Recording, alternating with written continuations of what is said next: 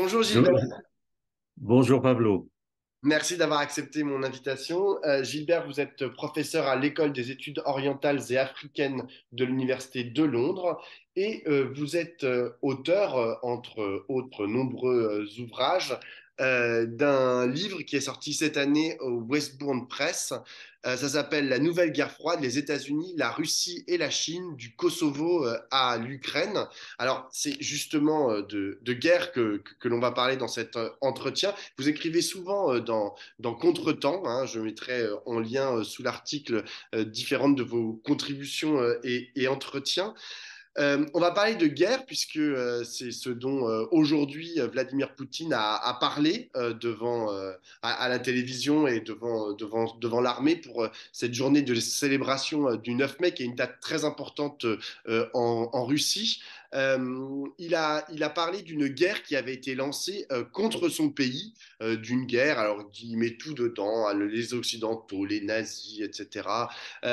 Ça fait maintenant plus d'un an que une guerre a lieu sur le territoire ukrainien avec des répercussions un peu partout dans le monde, hein. On la chronique, on en parle très souvent. Euh, Comment est-ce que vous analysez la situation aujourd'hui, après plus d'un an, donc, comme je l'ai dit, de conflits ouverts et directs? Oui, enfin, d'abord, il faut quand même rappeler que cela fait plus d'un an qu'il y a guerre sur le territoire ukrainien, hein. La guerre sur le territoire ukrainien, ça remonte à 2014, depuis donc l'intervention russe, l'invasion de la Crimée et l'annexion de la Crimée, et puis l'intervention russe dans l'est de l'Ukraine, donc dans le Donbass, où se continuent à se dérouler à présent les opérations guerrières, quand la Russie avait soutenu des séparatistes locaux, n'est-ce pas? Cela avait donné lieu à quelques accords après intervention internationale, notamment européenne, mais une situation de guerre avait continué dans la région, même si c'était de faible intensité. Donc, alors, bon, depuis le 24 février 2022, on est dans une situation très nouvelle, puisque là, on a assisté à une tentative de la part de la Russie d'occuper l'Ukraine, tout simplement, hein. Le début de l'opération était visait très clairement à envahir l'entièreté du pays, et notamment la capitale en gros, on peut dire pour ce qu'on a appelé depuis l'invasion américaine de l'Irak, regime change, hein, un changement de régime, c'est-à-dire hein, vous envahissez un pays, vous en occupez la capitale et puis vous en changez de gouvernement. Donc Poutine croyait pouvoir s'en tirer, si je puis dire, hein, à aussi bon compte que les États-Unis dans l'occupation de l'Irak. Et il a fait une gigantesque erreur de calcul, hein. Bon, donc ça, c'est avéré maintenant. On voit l'enlisement depuis ce temps-là, l'enlisement de la Russie dans l'est de l'Ukraine. Les quatre provinces que Vladimir Poutine a officiellement annexées, eh bien, il n'arrive même pas à les occuper, hein, à les faire occuper par son armée. Là où il avait organisé des référendums qui sont nuls et non avenus au regard du droit international. Donc voilà, on est dans cette situation-là. Maintenant, il présente cela comme une guerre de l'Occident contre la Russie. Bon, le problème, c'est que je, je, je crains que ce type de discours ne soit crédible, au moins aux yeux d'une bonne partie de l'opinion russe. Euh, Pourquoi? Eh bien, parce que autant il est vrai que la Russie est l'agresseur, hein, en l'occurrence, dans cette guerre, et que l'Ukraine mène une guerre de défense de son territoire, donc une guerre tout à fait légitime.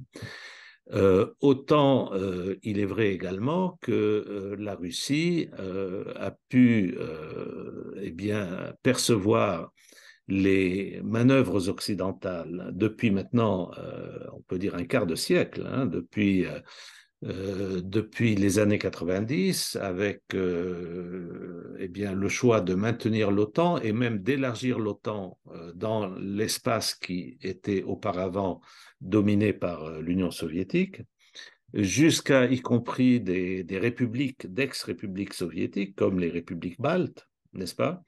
Donc, on a eu une organisation du traité de l'Atlantique Nord, l'OTAN, qui n'a cessé de se rapprocher des frontières russes jusqu'à atteindre ces frontières russes avec les pays baltes et avec le projet proclamé en 2008 par George W. Bush, bon,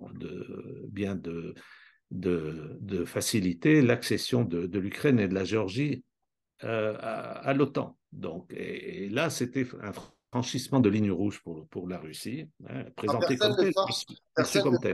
personne n'aurait forcé ni l'Ukraine, ni la Géorgie, ni aucun des pays à rentrer dans l'OTAN. Ils le Ah font oui, en toute souveraineté, quoi. bien entendu, mais on leur a ouvert la porte, n'est-ce Bah pas? oui. Après, c'est Voilà, la donc démocratie c'est-à-dire que interne au pays.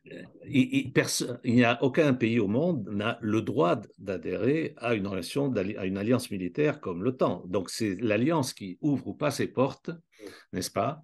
Et le choix, après la fin de l'Union soviétique et la dissolution du pacte de Varsovie, qui était le pendant en Europe de l'Est de l'OTAN, le choix qui a été fait en était un parmi d'autres. Il y avait au moins deux autres choix.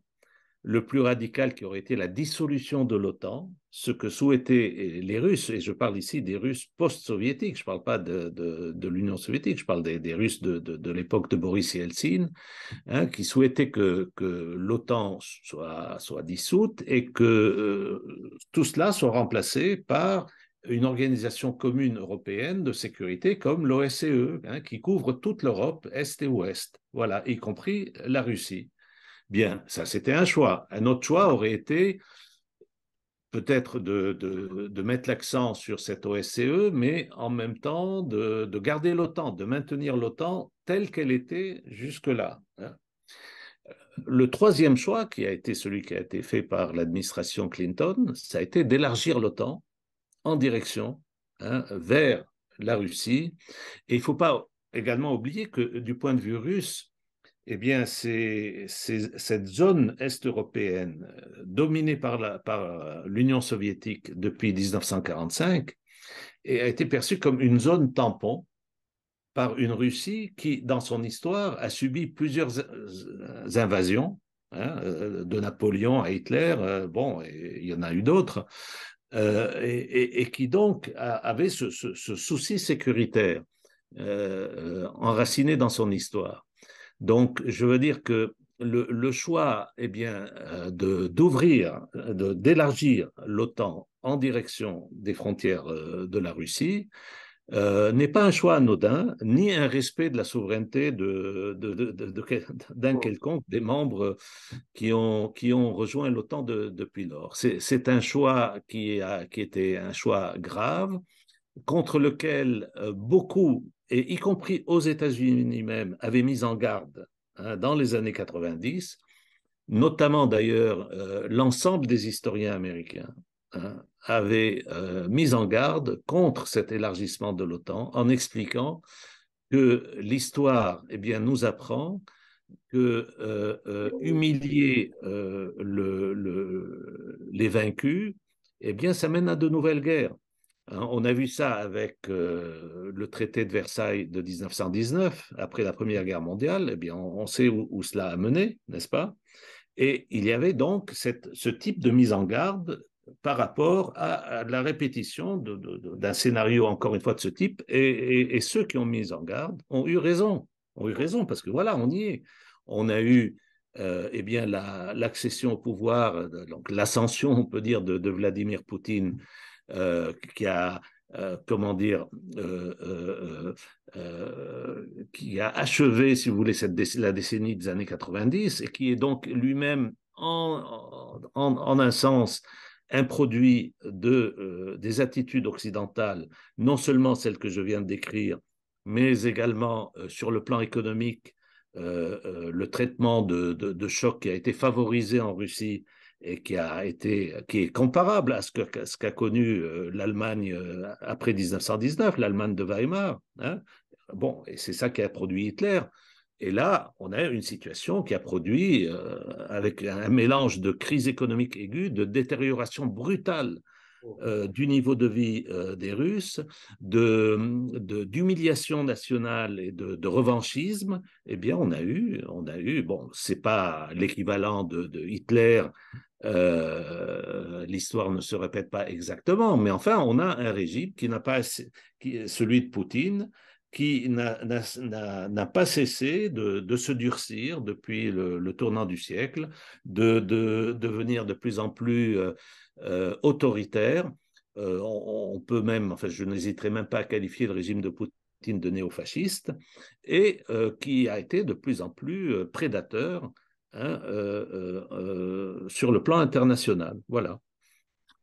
Donc, on hérite de cette situation qui est une situation, comme vous l'avez dite, comme vous l'avez décrite plutôt, à la fois complexe, faite selon vous d'erreurs graves, notamment du côté occidental, mais aussi du côté soviétique slash russe, maintenant russe.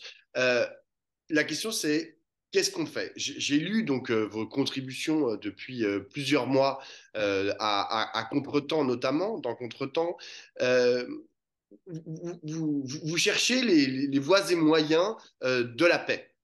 C'est une question voilà, qui Oui. traverse tous vos papiers, tous vos entretiens. Et alors, ça m'a intéressé parce que à plusieurs moments, vous parlez de compromis acceptables.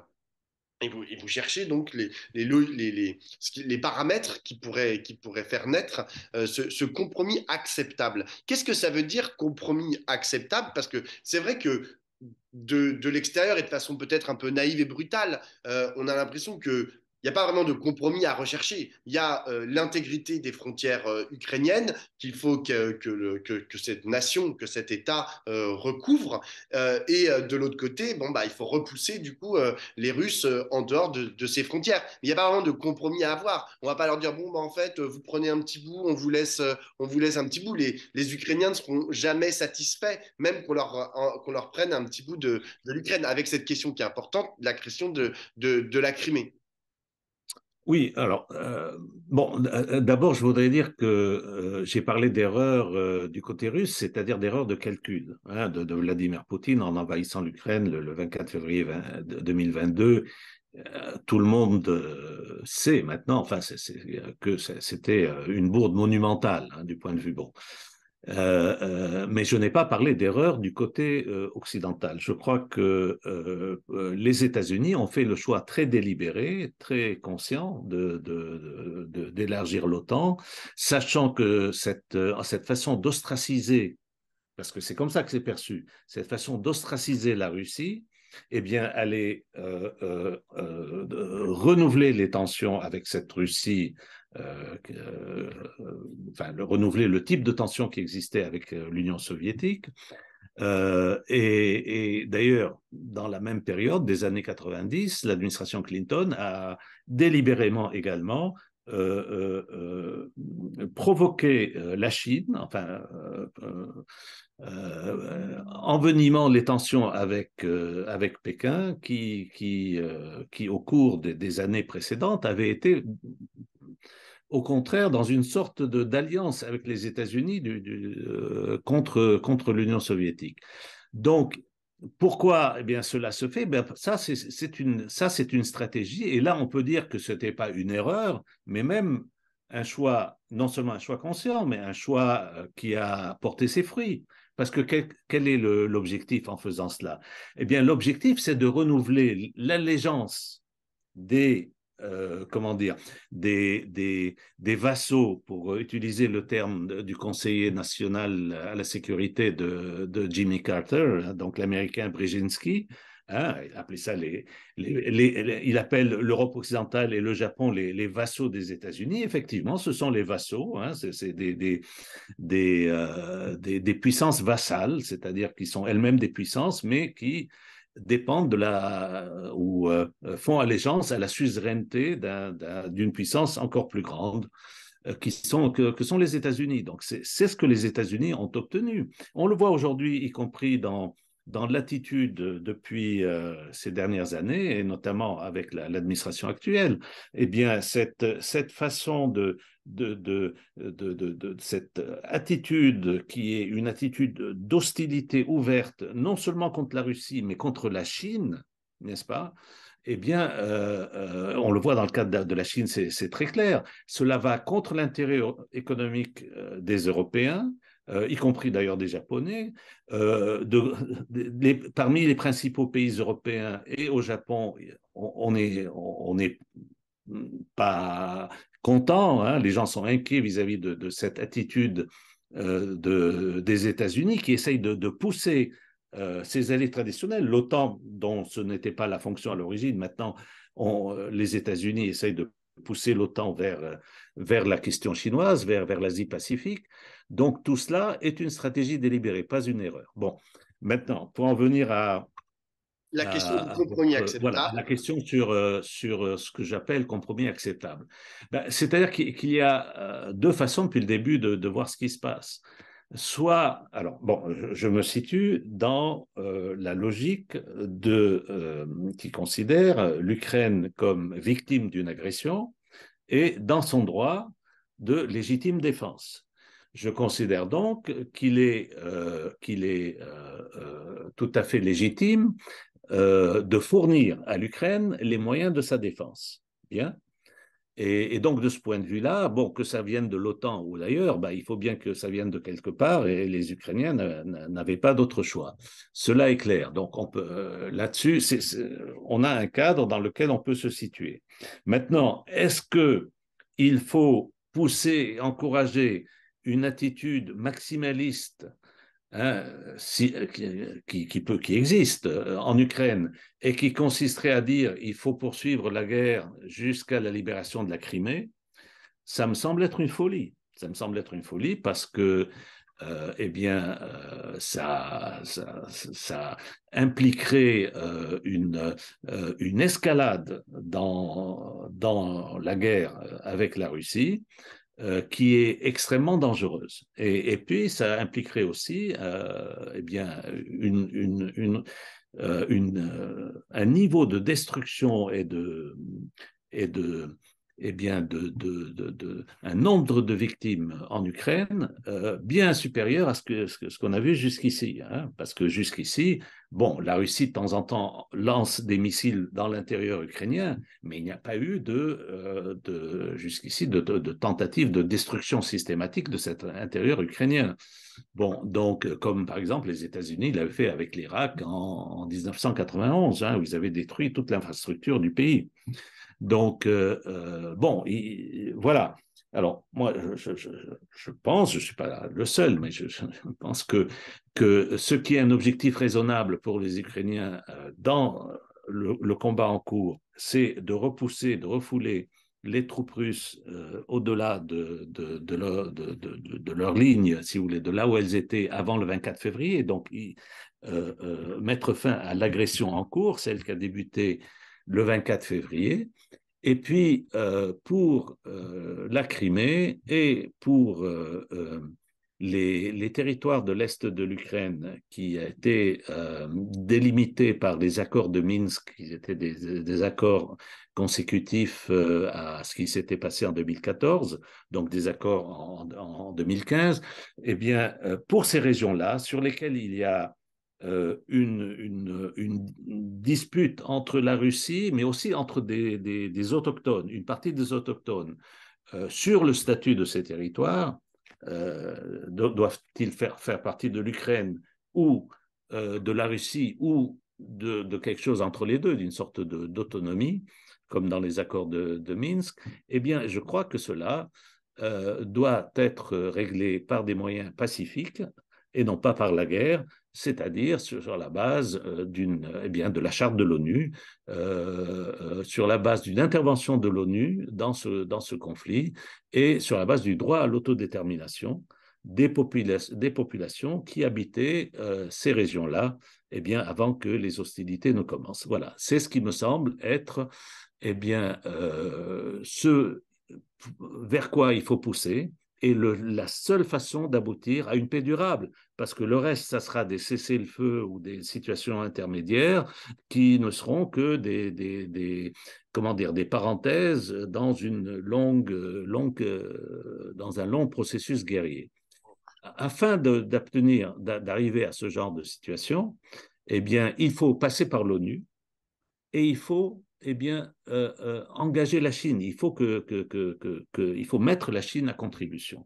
Donc, il faut tout le contraire de ce qu'a fait l'administration américaine jusqu'ici, qui consiste à rejeter systématiquement tout ce que fait la Chine, voire même à annoncer tous les jours que la Chine va soutenir la Russie, va envoyer des armes à la Russie, etc., sans aucune, absolument sans aucun début de preuve, en fait. Donc, il faut une autre attitude vis-à-vis de la Russie. Et je crois que même le président ukrainien Zelensky, eh bien, l'a compris. Il a une attitude vis-à-vis de la Chine. Pardon, oui, je parlais de la Chine. J'ai dû faire un lapsus. Il a une attitude vis-à-vis de la Chine qui est très différente de celle de l'administration américaine. Lui, bon, il voit que dans la position chinoise, il y a le principe de la souveraineté et de l'intégrité territoriale. C'est souligné, ça a été souligné plusieurs fois par les Chinois depuis le 24 février 2022, y compris au début, hein, en mentionnant l'Ukraine très clairement. En, Donc, oui, En gros, Gilbert, pour bien comprendre ce que vous dites, euh, vous nous dites, contrairement à ce que d'autres avancent, hein, qu'il ne faut pas chercher la capitulation de la Russie de Vladimir Poutine, ou même une victoire, ou plutôt une défaite de Vladimir Poutine, ou une victoire contre Vladimir Poutine. Il faut chercher un compromis. Mais juste, j'ai une interrogation, c'est que j'ai écouté Vladimir Poutine ce matin dans son discours. Et dans la mesure où il dit, de toute façon, les Occidentaux, vous êtes tous des nazis, c'est une guerre totale, ou je ne sais pas quoi, les hyperboles qui sont employés par Vladimir Poutine pour rebooster ses troupes, pour essayer de créer une cohésion nationale autour de son projet d'invasion l'Ukraine, je ne vois pas dans quelle mesure dans quelle mesure les chancelleries occidentales seraient en mesure d'aller négocier quoi que ce soit avec aujourd'hui les Russes, que ça soit à l'ONU, parce que vous nous parlez de l'ONU, mais l'ONU, pour l'instant, franchement, c'est quand même, depuis le Covid, c'est quand même le grand absent des relations internationales, hein, plus personne n'en parle. Déjà, le Covid, l'OMS n'avait quand même pas fait vraiment son taf, et là, on parle beaucoup des États-Unis, de l'Union européenne, de la Chine, mais on parle rarement de l'ONU comme cadre pour déboucher à quelque chose. Mais voilà, comment est-ce que vous imaginez qu'on peut négocier quoi que ce soit avec un type qui a l'air, je vais utiliser le mot, hein, mais aussi fou que Vladimir Poutine? oui. Oui, alors d'abord, ce que vous dites sur l'ONU n'est pas vrai, y compris sur l'OMS. Hein. L'OMS, c'est pas exactement l'ONU, bon, ça fait partie du système international, oui, mais si l'OMS n'existait pas, vous pouvez être sûr que le traitement de la pandémie aurait été bien plus difficile. Okay. L'OMS a joué avec les moyens dont elle dispose, de même que d'ailleurs on peut dire cela de toutes les institutions de l'ONU, elles ne sont pas toutes puissantes, elles dépendent des États qui en sont membres, et donc c'est dans ce cadre-là. Mais l'OMS est un cadre indispensable de coordination entre les États. Hein, et il y a la limite de ce qu'une telle organisation peut faire, mais elle fait beaucoup en même temps. De même, l'ONU, hein, enfin, on a habitude, c'est facile, n'est-ce pas, de cracher sur l'ONU et de dire que l'ONU est impuissante, etc. Mais d'abord, on ne tient compte que des impuissances de l'ONU, on ne tient pas compte de tout ce qu'a fait, de toutes les réussites de l'ONU, hein, de toutes les interventions réussies de l'ONU. Et deuxièmement, là aussi, c'est un cadre indispensable eh bien, pour des situations précisément dans lesquelles le dialogue est indispensable. Et l'ONU, c'est plusieurs étages, c'est l'Assemblée générale, c'est le Conseil de sécurité. Et donc, vous avez l'ONU tous les jours, enfin tous les jours, constamment dans les infos. Donc, si ça ne servait à rien, eh bien, ça n'aurait pas existé.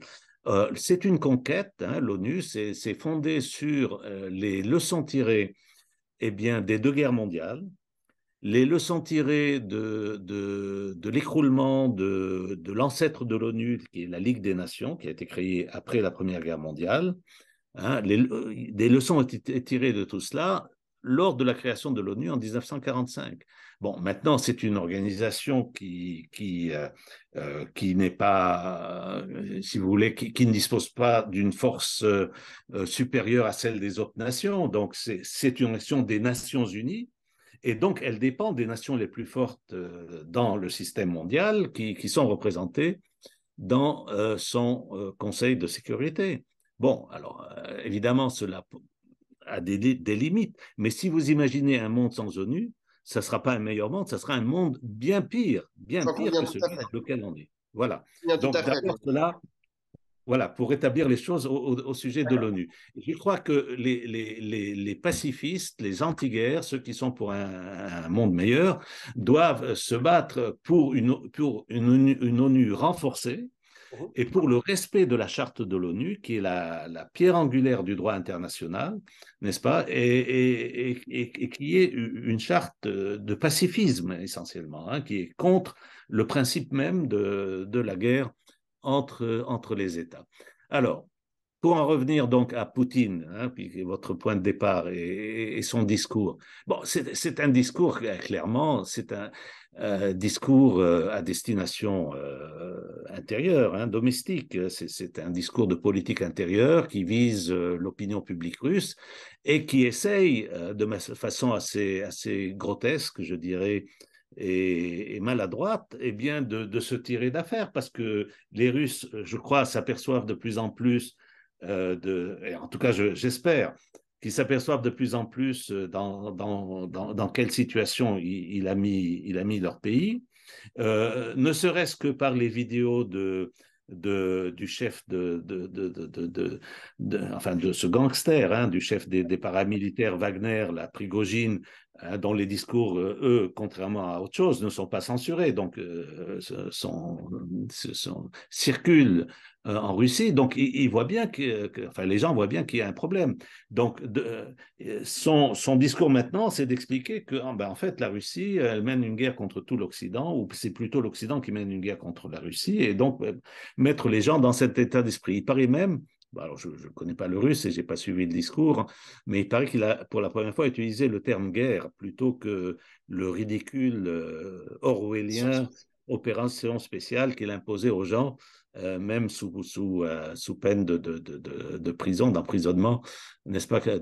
Bon, alors, il fait cela, mais cela même, ce type même de discours montre qu'il est dans une situation de faiblesse, hein, à mon sens.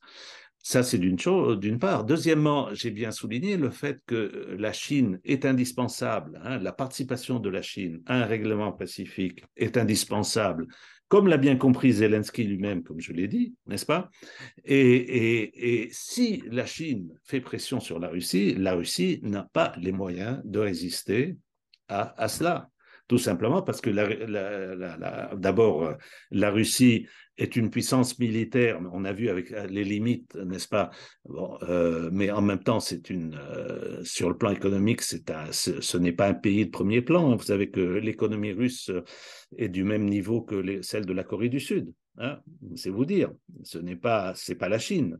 Donc, la Russie ne peut continuer seule si la Chine bien, lui intime l'ordre d'arrêter, hein, si vous voulez, si la Chine fait pression pour qu'elle arrête. Et donc, c'est là la voie vers un règlement, un règlement négocié, un règlement politique de ce conflit. Maintenant, je crois que les Ukrainiens sont tout à fait dans leur droit d'exiger que, comme condition pour, eh bien, y compris pour des négociations sur un règlement politique, eh bien, le retrait des troupes russes là où elles étaient, enfin, de tous les territoires qu'elles ont occupés qu'elles occupent depuis le 24 février.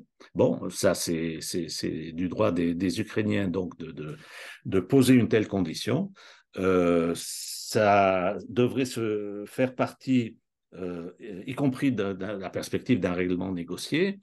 Et comme je l'ai dit, enfin, en passant par le cadre de l'ONU, eh bien, celui de référendum d'autodétermination à court terme, à moyen terme, dès que possible, dans les territoires de l'Est de l'Ukraine, ceux qui sont disputés depuis 2014, et en Crimée, n'est-ce pas, pour régler de façon définitive le statut de ces territoires.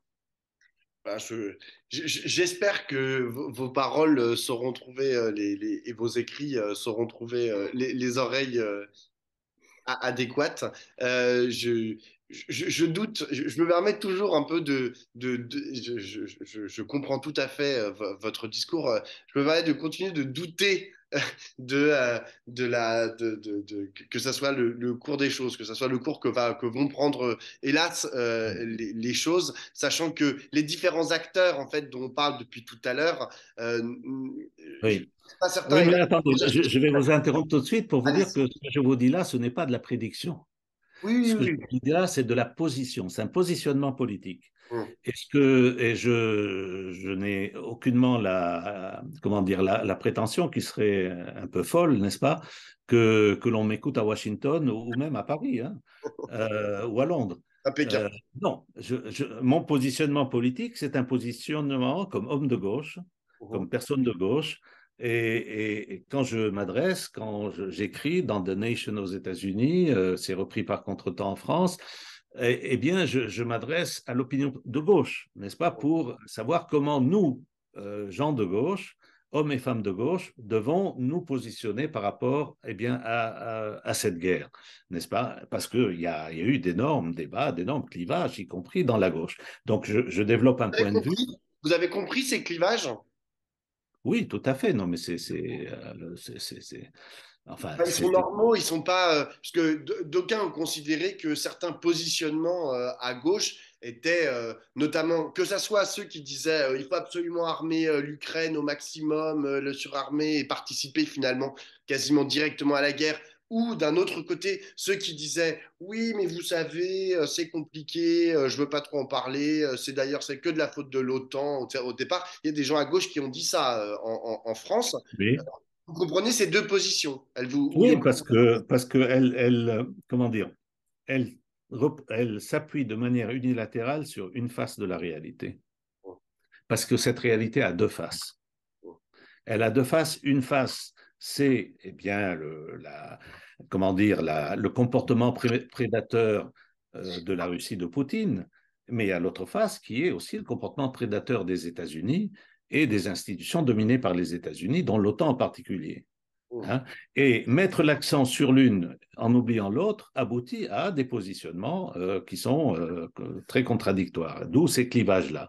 Eh bien, je pense que il faut, enfin, aux anti-impérialistes, aux pacifistes, aux anti-guerres, si vous voulez, eh bien, il faut tenir compte des deux dimensions, n'est-ce pas, et se battre pour eh bien, l'autre monde, un autre monde est possible, hein, comme le fameux slogan, eh bien, se battre pour cet autre monde auquel nous aspirons, dont il n'y a aucune certitude qu'il verra le jour, hein, qu'on y aboutira, mais enfin, face auquel l'alternative, c'est la barbarie, c'est la déchéance, c'est sur le plan climatique, eh bien, il n'y a pas une action conjuguée et beaucoup plus énergique et beaucoup plus forte que ce qui est en cours sur le plan climatique, nous allons vers la catastrophe.